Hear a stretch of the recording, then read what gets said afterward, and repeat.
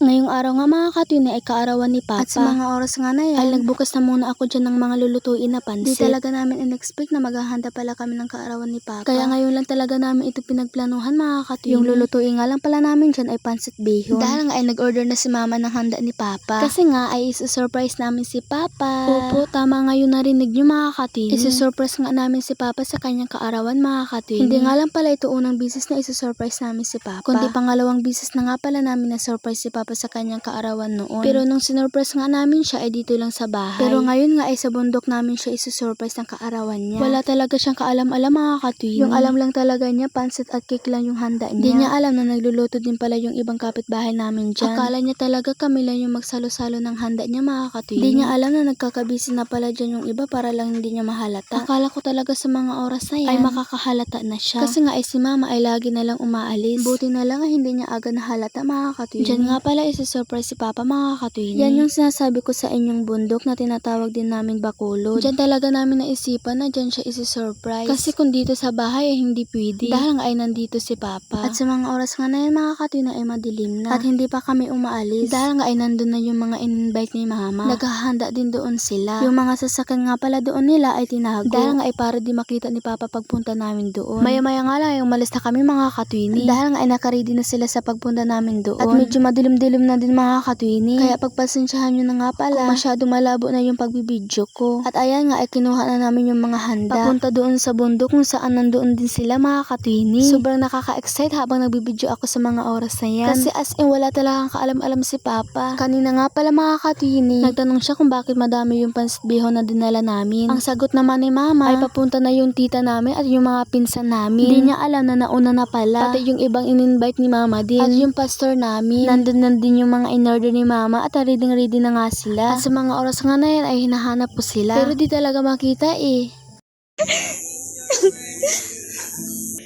Wala na daw, ininda. Dulang.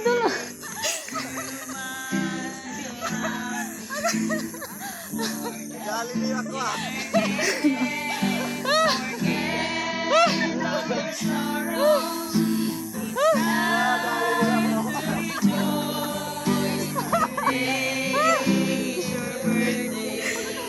Sinaya.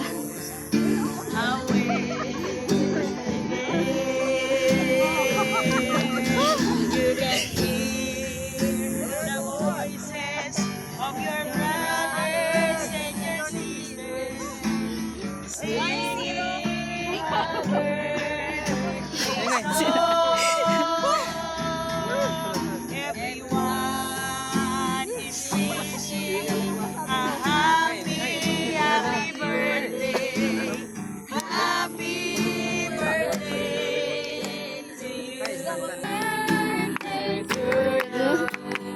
Happy birthday to you.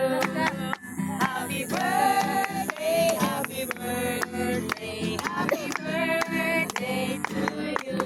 Happy birthday.